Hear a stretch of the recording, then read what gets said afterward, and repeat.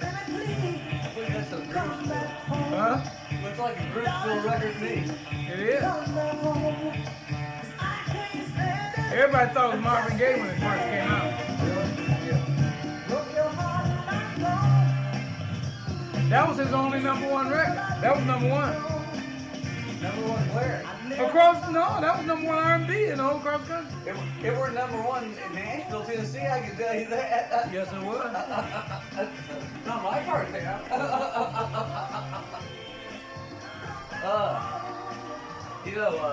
Is that on? Yeah. There's, when you think of Detroit, I guess most people think of Motown because they were so successful, but there was a lot of other record companies and many other artists that came out of Detroit that were, Right. were just wonderful. I mean, your brother Lee Rogers being one of the more successful on the minor labels. Right, on the minor label. And JJ that's playing in the background. Yeah. Him also. I mean, there was a lot of artists and a lot of other labels that were, and a lot of other groups that were real big in Detroit that had a lot of top 10 R&B and #1 R&B other than Motown. I mean, growing up in Detroit, and I mean, in those early days, what was the difference between like Motown or Moz or Groovesville or Wheelsville or Fortune or Diamond Jim? There was a lot of little labels that were floating around. Yeah, there was a lot of labels, and I'm telling you, a lot of good groups and a lot of people from Detroit that was never on them. I'm talking about some of the biggest people in the country. Jackie Wilson was from Detroit, but he was never on Motown. He was on Brunswick. Aretha Franklin from Detroit. She was never on Motown. She was always with Atlantic. Her daddy was with Chess. I got her daddy's sermons. Yeah, daddy's sermons. I mean, but there was a lot of labels like Golden World, which Edwin Starr started on. Edwin Starr, the Motown artist Edwin Starr, he came from... Roar. Right. What is it good for? Right. 25 miles to go, War and stuff like that. He was on a label called A Golden World, which was ran by Wingate. There's Groovesville, which was another company, which J.J. Barnes was on. And J.J. Barnes was a big artist in Detroit. But they sound too much. J.J. because he was a friend of yours, was he? Yeah, he was a real good friend of. I met him through Lee.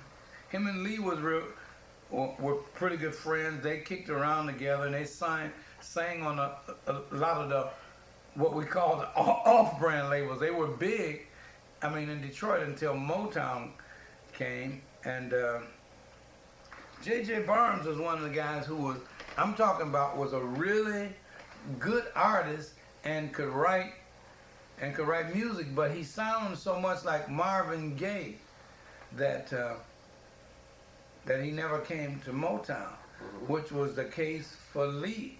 Lee sounds so much like Marvin Gaye and other people that he never made it to Motown. Motown had that kind of artist, but J.J. Barnes had a record called When My Love Comes Tumbling Down. That was a big record in Detroit. I'm talking about in the early 60s. J.J. Barnes, Baby Please Come Back Home, #1. He was the first artist, either black or white, that I remember that ever covered a Beatles record. Oh, really? Oh, yeah.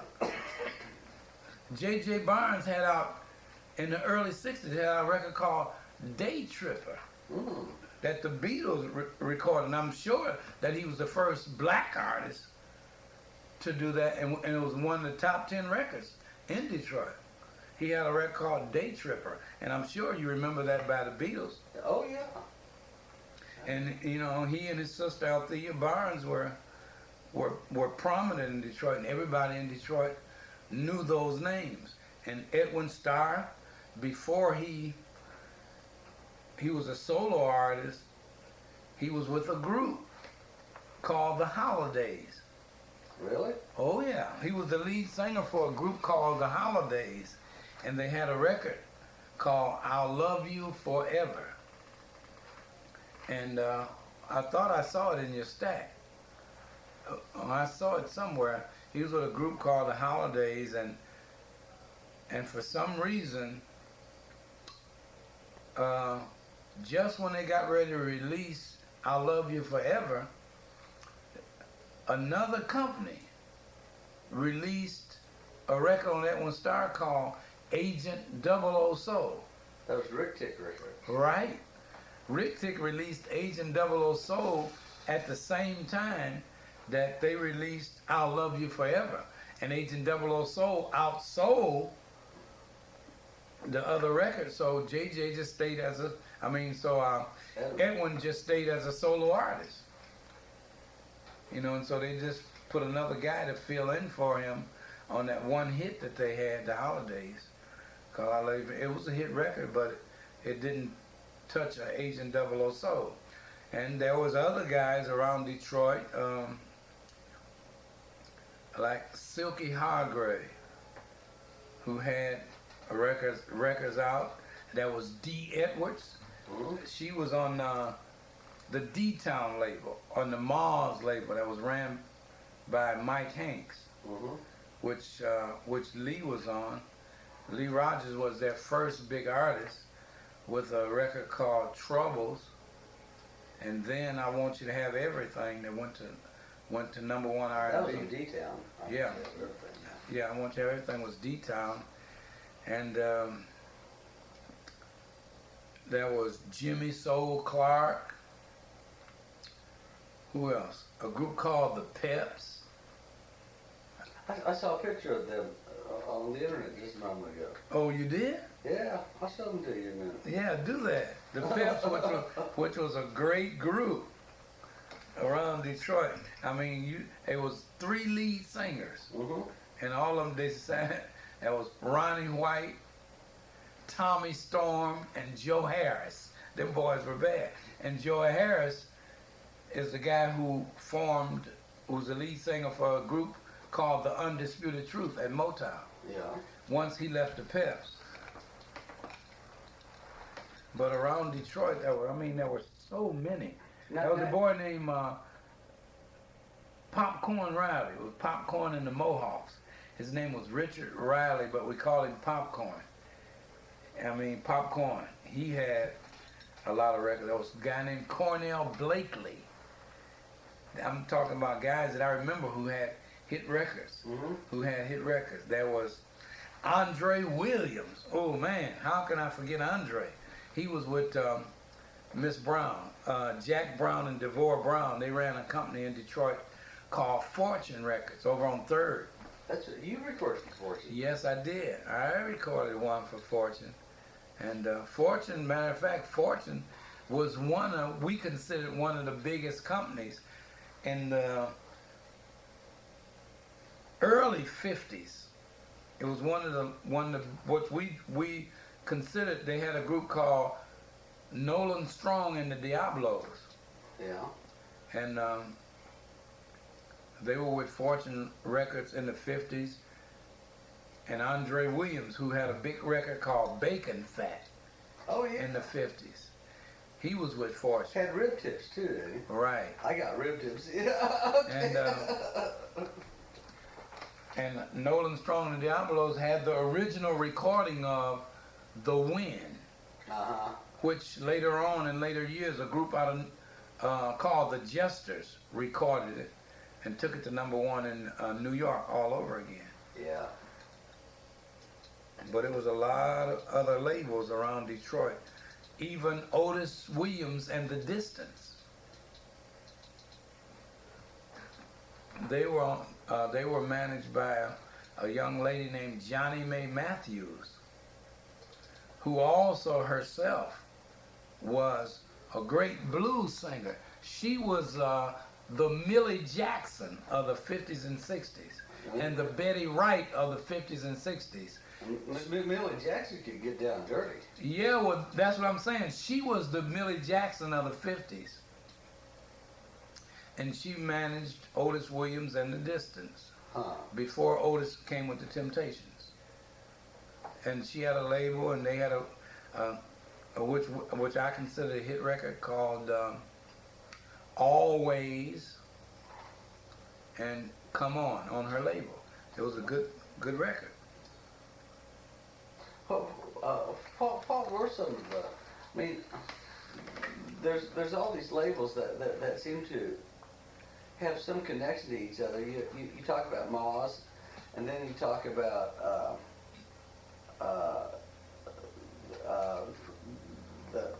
the lady that owned some labels.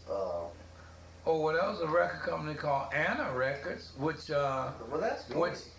yeah, Anna Records, which no, that was Barry's sister. Yeah. Okay, and she had a group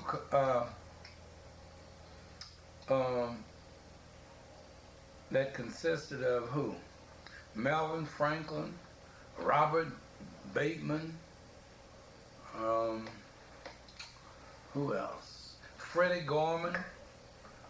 I'm trying to think who else was in that group.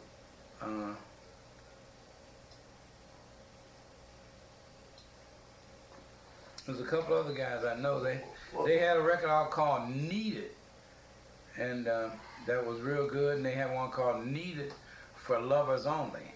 Yeah. And then they had a record out called Detroit, the Motor City, or something like that. And the name of the group was the Satin Tones. I don't know if you ever heard of them. The band called the Rivieras. Was Knockin' Wood the same songs that Floyd? No, it was a different song altogether. And we used a group out of Adrian, Michigan, a group of Mexican boys, as our band to record the record. And for some reason, it was supposed to have been Lee and the Leopards featuring the Rivieras, because they played the music. Yeah. And when the record came out, it had the Rivieras on the record. Well, So what the company did is once when it came from press and they put the wrong name on it, the company, and it was on a purple label, they just came and made up a little purple sticker and put over the name. Here's a picture I want you to see. Is that the Isley Brothers? That's Fabulous Paps. Oh, that's Joe, yeah. Joe, Ronnie, and Tommy. Look like the Isley Brothers. They look something. That's Joe Harris. Yeah. That's Ronnie White. Yeah. And that's Tommy Storm. Yeah, the Pep. And they were all lead singers and they could dance. Yeah. See, that's off a site that from England that sells CDs, CD reissues of Northern Soul records. You know, for all I know, that's probably where Lee and the Leopards are sitting at right now. It could be. They could over there. They could have Come Into My Palace. They could have The Gypsy Said. They could have What About Me?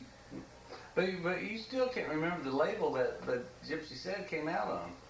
You know, I sure can't. And I didn't try to call, but the guy his name is Bob Kelly. He's in England somewhere. Yeah. Yeah. Now on like Groovesville and Wheelsville and some of those. Now who was the lady that was running? Was there a lady in charge of those record labels? Well, no. Wheelsville was actually a carryover from D-Town and Moz. Okay. Mike Hanks, before he died, he worked with a guy named Pete Hall, who was with him. And when Mike Hanks got killed, Pete Hall just switched labels to Wheelsville. I get Groovesville and Wheelsville. No, they were two different labels. Well, I know there were two different labels. They were two different labels, but Wheelsville was the same, and Wheelsville had the same artists as D-Town. You know, Lee Rogers was on there, Yeah. and Pete Hall worked with Mike Hanks. So when Mike Haynes got killed, Pete Hall just kept it going for a while. And on Wheelsville, which was I saw in one of the letters that you got, somebody asked about Donnie Bryant. I saw it written on one of the labels. Somebody asked about Donnie Bryant. Donnie Bryant wrote those two songs that was on Wheelsville, that Lee Rogers had on Wheelsville. A Love for a Love. And Love Can Really Hurt You Deep. Donnie Bryant did those two for Lee in Memphis. Now, you told me about a lady that ran a record label, one of the minor record labels, or ran some sort of recording company too. Now, I can't remember her name, but a lady other than, you're not talking about Anna Gordy? No. You're talking about Devorah Brown and Jack Brown, who ran Fortune? Yeah, that must have been it then. Or Johnny Mae Matthews. I forget the name of her label, but she had a label. But anyway, the woman was Devorah Brown. She was married to Jack Brown, but of course, she was the brains behind the operation of Fortune Records. Okay, maybe that was the one I recall. And she was the genius behind, and she, like I said, she had people like Andre Williams, Nathaniel Mayer, who had a record called The Village of Love that cracked the Billboard's top 100. And that was in the 60s. And one of the boys who sang with Lee Rogers sang with him. How about Steve LaMancha? Steve Mansha. Steve Mansha, okay. Yeah, Steve Mansha. Because you talked to me about him. He was on Groovesville too. Yeah, well, Steve was one of the great unsung heroes of Detroit. Steve Mansha was. Steve Mansha was, I mean, a writer, a producer, and a singer. Not a great entertainer, but he could sing, he could produce, and he could write. Steve Mansha did a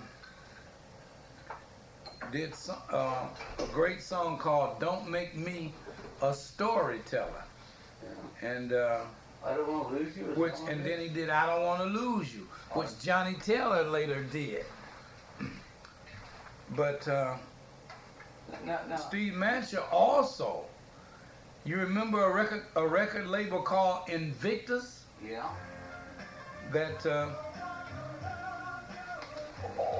didn't tell me you had that.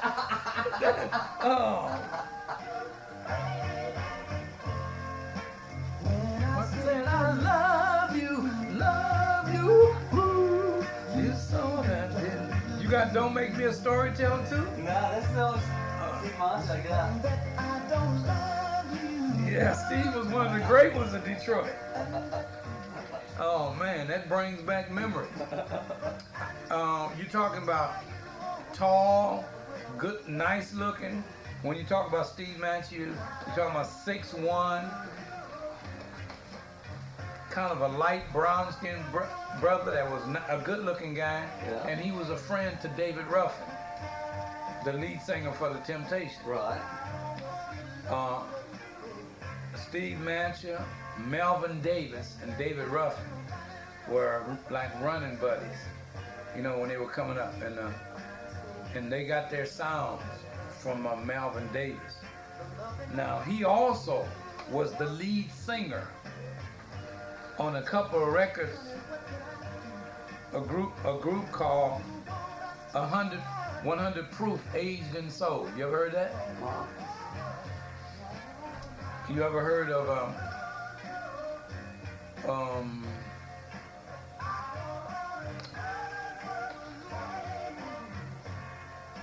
let me see the name of the record.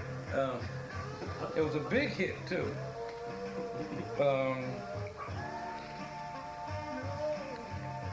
If you dance to the music, you gotta pay to the piper. That was Steve Mansha. Another one I'm trying to remember that was a big hit record. They used a lot of times The label Invictus was a label that was ran by Holland Dozier in Holland.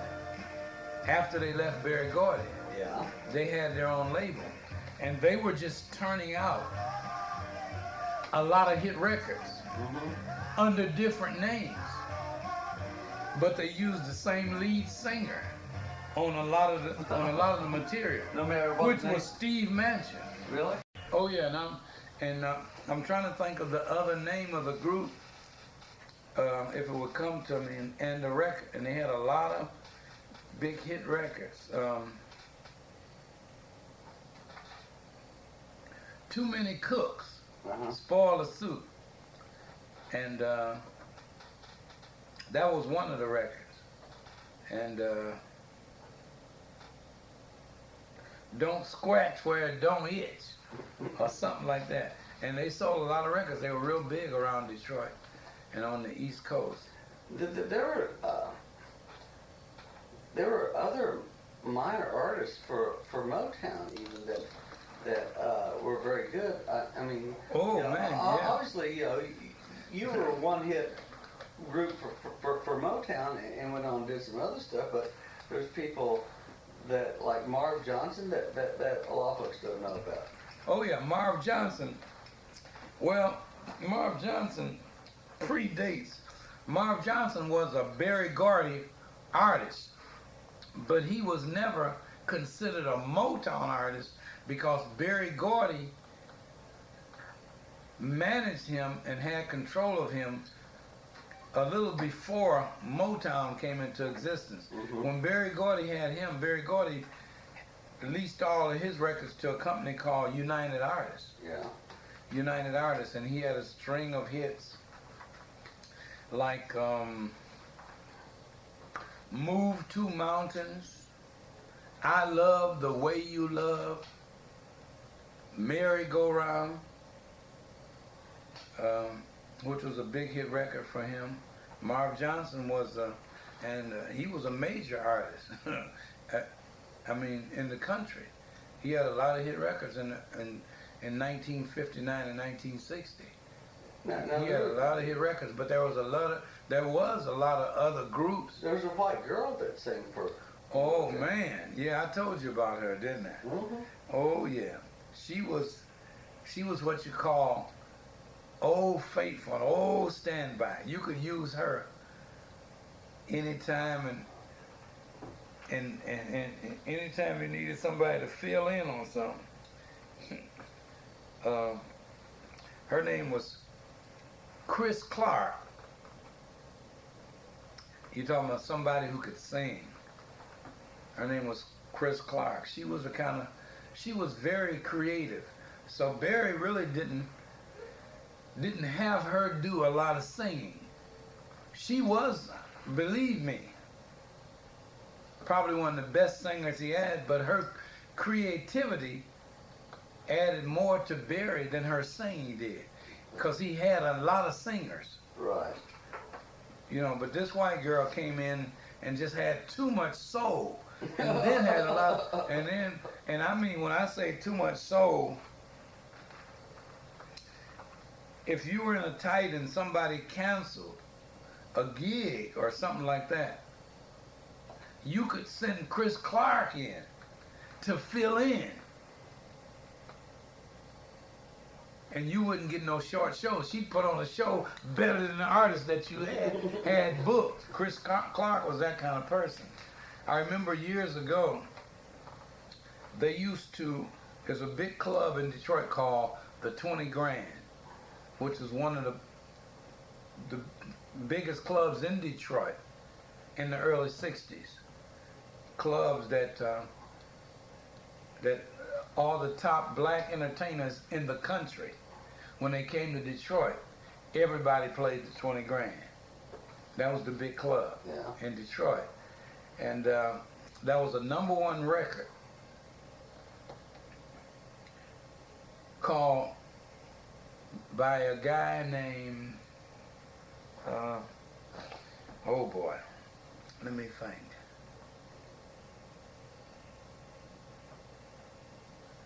Jesus, he had a #1 record in Detroit. And he had pieced the record together. In other words, he came in, he sang it, and in certain parts, he overdubbed it. Right. When he was in good voice. And then he came in and they put it together and they released it. And the record went to #1. But then when they brought him in to the 20 grand to perform the song. He got pieces together there. Right. He came in at 20 grand to sing the song. And after the first show, BK, Bill K. Bush, who owned the 20 grand, we call him BK. He was the man. He canceled real quick. He canceled him real quick. And they had to have somebody to cover. And Berry Gordy sent in Chris Clark. And she came and turned it out. She came and filled his shoes and did real good at the 20 grand. And 20 grand was known around the country as the top club in Detroit. You know, there's been kind of a legend grown up about that first Motown review, where they went off on the buses and all of that. But they did. But there was apparently another out-of-town trip before that first one that is not so well publicized, that no one really, most people don't know about. Oh yeah, the first Motown review. You know, a lot of people put emphasis on the Motown review, but one time Berry Gordy put together a review, and we went to Saginaw. One trip, one show only, right? Right, one show only. Right. But it was a review because he had all his artists. And we played the this Armory. was before the one that they talked about, right? Right. Yeah. It was in Saginaw, Michigan. And on the show was Mary Wells, Henry Lumpkins, The Temptations, Lee and the Leopards was on that first show, and that they did in Saginaw, Michigan. It was a Motown review. It was the first one, and it was done at the Armory in Saginaw, Michigan, way before they put together them other shows. And nobody ever talks about that one. Well, apparently there were some problems on that one. Well, there really wasn't a lot of problems. It was just the only person that had a problem was Lee and the Leopard, because we went on the show with what we had on, and I guess that time, got stolen, didn't they? yeah, at that time, and it really wasn't a packed house either, because nobody really knew at that time who Motown or what Motown really was. We came in, and one of the guys who was driving the car parked the car in the alley behind Motown on West Grand Boulevard, right off of 12th Street. And if you know anything about Detroit, on the west side, you don't park nowhere on 12th Street and leave your car. Lee Moore was driving the car, and I got out to run in, and he parked the car to come in also. And when I saw him come in, I immediately said, "Where's the car?" And he said, "It's in the alley." I said, "The clothes are in the car." He said, "They're gonna be." I said, and I ran back down to the car. And it was too late. It was too late. And we had just got brand new uniforms. Barry had just sent us to Louis the Hatter. There was a place in Detroit called Louis the Hatter, who used to tear all the Motown artists. I guess Berry Gordy had a contract with him, and he would fit us up with uniforms, you know. And we had just bought some nice brand new uniforms. That somebody else was wearing. Yeah. And Lee parked the car in the alley and somebody got him. So when we hit it, we did a nice show, but we had to do it in the clothes we had on. But that was what I consider the first Motown review, because it was all Motown artists. Yeah. And Henry Lumpkins is one that you never hear of. Yeah. Henry Lumpkin had a record out called Mojo Hannah. Mojo Hannah, strictly R&B. Yeah. And he was a kid from Philadelphia who had come to Detroit to stay and record. And in those days, you know, everything was R&B, and he was a strictly R&B artist. Now, in the early days of Motown, the recording sessions were pretty loose in terms of who they brought in to sing backup or whatever. Oh yeah. I mean, you know, it's like who was there and who could sing the notes as opposed to who was necessarily on the label, wasn't it? Right. Well, Barry was like this.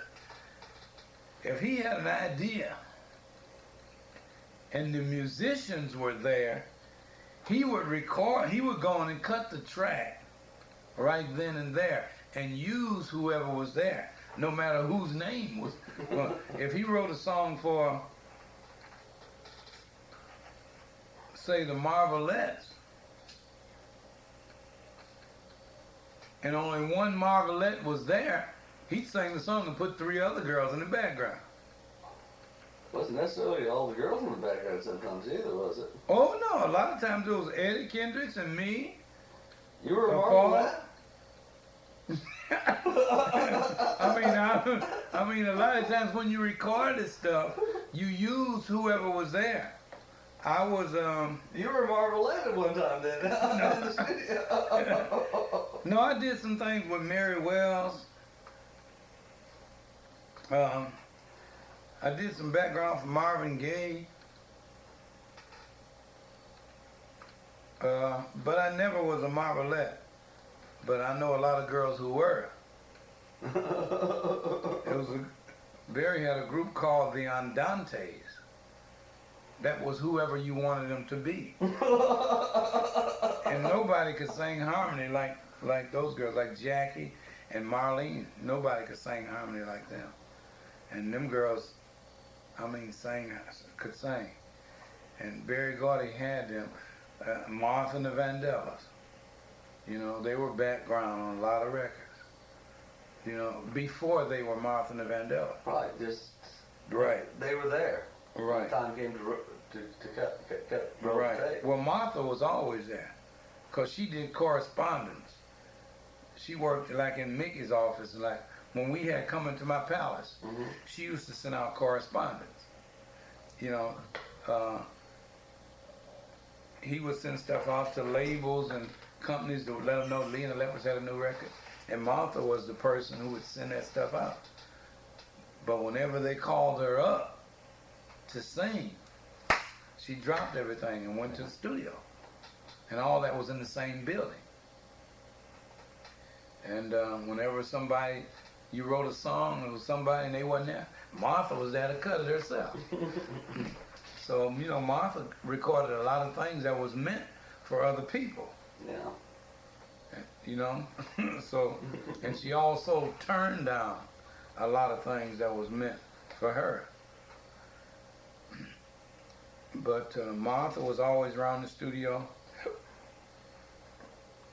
The Temptations stayed around the studio because that's how they made their money. Yeah. You know, because they didn't have no hit records in the early days, so that's how they made it. How about Smokey? You know, were you in pretty good terms with Smokey Oh Robinson? man, Smokey Robinson was, Smokey. Because he mentions, you in his book. Yeah, Smokey was the man. Like I said, I've always it seems like I've always known Smokey since the 50s. I mean, and we weren't running buddies, but I always knew of him, you know, because he, in high school, we used to do a lot of skating, and then in high school, he played a little bit of basketball. Yeah. Yeah, in high school, so I always knew who he was. He attempted to play at basketball, so, and he was on the team. So I always knew Smokey. Plus, when I was with, like I said, when I was with the Del Rios and we were traveling, I went to, you know, I went to see Smokey at one of the clubs in Baltimore, Maryland, and then Smokey was writing and producing for Mary Well, and everything except her first record, Smokey did.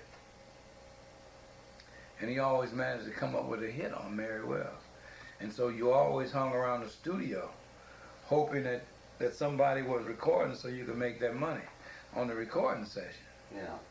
Yeah. And you know, Smokey would use whoever was there on the recording session. You know, and he had his favorite musicians that was always, you know, there too, who made up the Funk Brothers, as they call themselves. You know, and he had some regular guys that he would use, and then some other people that came in and out, like in the early days you had Benny Benjamin on drums, probably the greatest drummer you're ever going to see. You had Joe Hunter on piano, the greatest piano player you're going to ever see. And on guitar, you had Ronnie White and Eddie Willis, two of the greatest guitar players. And on bass, you had the greatest bass player in the world. If you were picking up an all-American team or all-world team, James Jamerson would be on that team. He was the greatest bass player. And he had a different line for every group. He never played the same. He wouldn't play the same thing for the Temptations that he played for Lee and the Leopards. Mm-hmm. He wouldn't play the same thing for Martha and the Vandellas that he played for the Temptations. He would not play the same thing for the Four Tops. This man came up with all kind of different sounds and ideas for everybody he played with. So you had your bass player, your guitar players, your keyboard, and your drummer. How do they do this? How do they do the sessions? I mean, were the musicians given free rein, or was there somebody that was over the musicians, or did the singers overdub after the? No. There was, in the early days there was no overdubbing. You recorded right then. But the musicians with played, the musicians and you playing. The overdubbing came later. No, with the musicians playing. Now, Hank Crosby and Mickey Stevenson, Hank Crosby would write the music. Mm-hmm. Mickey Stevenson would tell them what to do. But once they got to playing, there's no way you can control that. Yeah. I mean, it was just instantaneous. It was a certain groove and a certain thing that they had together. You couldn't control that. You could write the chords down, but that's all you could do. Once they got this jamming, you'd come out with a hit. I mean, because they just played well together. Stop that for a minute. Let me go. Once you get a groove, it's hard to control that. And those guys just work so well together that it was impossible to miss with those guys. Yeah. So, you could write the chords down, but it was magic when you got in the studio, and nobody ever took over 3 takes. Really? No. Not with them boys. You never took over 3 takes. No, not over 3 takes. You always got it. They always had their part. If something messed up, it was something that you did. But I never saw them take over 3 takes. They were good. And everybody that came in that studio, which And when I say everybody, that we recorded there, and a lot of Motown artists recorded there, but also Harvey Fuqua from Harvey and the Moonglows, he used to bring his groups to record there too. You know, which were the Spinners. Mm-hmm. He had the Spinners, and he had another group, and he used to come in and record and do some things. And also, he and Etta came in and recorded. You know Etta James? Yeah. You told me that that you were a little, you would have liked to have been a little bit sweet on Etta James, and kind of struck out there. Yeah, Etta James, the Wallflower. Yeah, Etta James was one of the top in the 50s and early 60s. Was probably the top R&B singer. We didn't consider her as a blues singer until later in life. Yeah. She was an R&B singer, and she cut a couple of things that were real pop. I mean, but when she sung them, they weren't pop no more. Now she was what, a couple of years older than you? No, not a couple of years. We were the same age. It's just that I think her birthday came in July. Yeah. And mine came in August. Mm-hmm. Now She might have been either, I think she was either a month older than me, or she might have been a year older than me, but she was just a tiny bit older than me. But you liked your brother. She didn't like no young guy. Nobody who was younger than her. Nobody who was younger than her. Mm. And there was another boy out of Detroit that we missed, that we didn't even talk about. And when the name Etta James came up, it just immediately popped into my head. We talked about Steve Mansha, and I talked about who and what he was, and him being friends with David Ruffin and all that. There was another guy who was friends with David Ruffin also, who wrote some stuff for Etta James, big hits. His name was Tony Clark. He had a record out called You're the Entertainer. And it was top 10. It was on Chess. Mm-hmm. I don't know if you remember that one. I know, yeah. He wrote a song for Etta James called Pushover. I don't know if you ever heard of that. You Took Me for a Pushover. Mm-hmm. And then some of his early records were Ain't Love Good, Ain't Love Proud. And he had a record out called A Woman, a Lover, and a Man. And then, which had the sound, a Marvin Gaye sound, which Marvin Gaye, whoever wrote Can I Get a Witness, probably took that from Tony Clark. Really? Because Tony Clark, A Woman, a Lover, and a Man was the same thing Marvin Gaye's song a couple of years later.